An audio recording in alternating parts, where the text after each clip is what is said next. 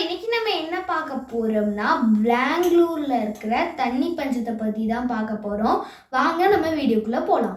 ஏன் பெங்களூர்ல தண்ணி பஞ்சம் வருதுன்னா அங்க நிறைய பில்டிங்ஸ்லாம் கட்டி வச்சிருக்காங்க. அப்புறம் அது மட்டும் இல்லாம அங்க நிறைய பாப்புலேஷன் ஆயிடுச்சு. 1.4 crore பீப்புள்ஸ் அங்க வாழ்ந்துட்டு இருக்காங்க. அங்க அண்டர் கிரவுண்ட் வாட்டர் ரொம்ப லோ ஆயிடுச்சு. பெங்களூர் மோஸ்ட்டாக அண்டர் கிரவுண்ட் வாட்டர் நம்பி தான் இருக்குது. 50% போர்வெல்ஸ் ட்ரை ஆயிடுச்சு.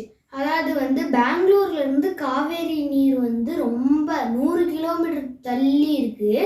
ஸோ அங்கேருந்து இங்கே பைப்பு போட்டு கொண்டு வர்றது ரொம்ப கஷ்டம். 2023 ஹாட்டாக இருந்துச்சு. ஸோ அதனால் ரொம்ப ஹாட்டாக இருந்ததுனால அங்கே மழை பெய்யறது கம்மியாயிடுச்சு. ஸோ அதோட எஃபெக்ட் இப்போ பெங்களூரில் ஆக்ட் ஆகிட்டு இருக்கு. பெங்களூரில் ஈவன் அங்கே இருக்கிற சிஎம் வீட்டில் கூட தண்ணி கிடைக்கிறது இல்லை. இங்கே இருக்கிற எல்லாருமே லாரி தண்ணியை நம்பி தான் இருக்காங்க.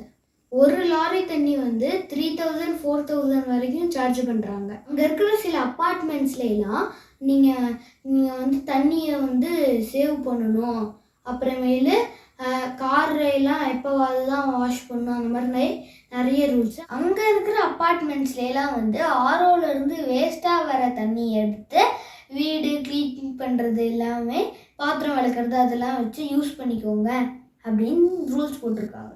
நல்ல தண்ணியை க்ளீன் பண்ணுற பர்பஸ்க்கெலாம் யூஸ் பண்ணால் ஃபைன் போடுற லெவலுக்கு போயிடுச்சு. அங்கே பெங்களூர் லேக் சிட்டின்னு தான் கூப்பிடுவாங்க. ஏன்னா அதில் மொத்தம் 31 லேக்ஸ் இருக்குது.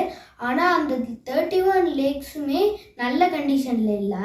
ஏன்னா யாருமே அதை மெயின்டைன் பண்ணாதனால நிறைய புதர்லாம் குடிக்கிறதுக்கு நல்ல தண்ணி இல்லாமல் ஒரு மோசமான நிலைமையில் இருக்குது. இப்போ தான் இந்த தண்ணி பஞ்சம் வந்ததுனால கவர்மெண்ட்டே அதை க்ளீன் பண்ணிகிட்டு இருக்காங்க. இப்போ அங்கே மழை பெய்யாமல் இருக்குல்ல, அதோட காரணமே எல்னினோ தான்.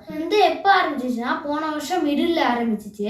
எல்னினோனா என்னன்னா, பெசிஃபிக் ஓஷன் இருக்குல்ல, பெசிஃபிக் ஓஷன் சூடாகி ரொம்ப வாட்டர் வேப்பர்லாம் வந்துச்சு. ரொம்ப சூடான வாட்டர் வேப்பர் வந்தோடனே காற்று அந்த சைடு அடிக்கும்போது அது அந்த காற்றோட கலந்துருது.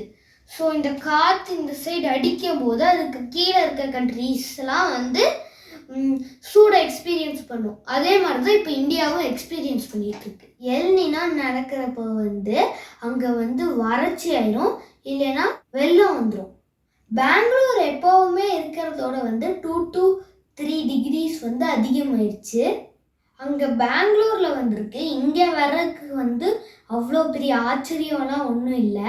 அதுக்கு நம்ம ப்ரிப்பேர்டாக தண்ணியை வேஸ்ட் பண்ணாமல் சேவ் பண்ணி வைப்போம். அப்புறம் நம்மக்கிட்ட இருக்க குளத்தையெல்லாம் நல்ல கண்டிஷன்ஸில் வச்சுப்போம். அப்புறமேல நிலத்தடி நீர் எப்போவுமே நல்லா இருக்கிற மாதிரி நம்ம மெயின்டைன் பண்ணிக்கணும். உங்களுக்கு இந்த வீடியோ பிடிச்சிருந்துச்சுன்னா இந்த வீடியோவை லைக் பண்ணுங்கள், ஷேர் பண்ணுங்கள், சப்ஸ்கிரைப் பண்ணுங்கள். உங்களுக்கு இன்னொரு வீடியோவில் மீட் பண்ணுறேன். பாய்.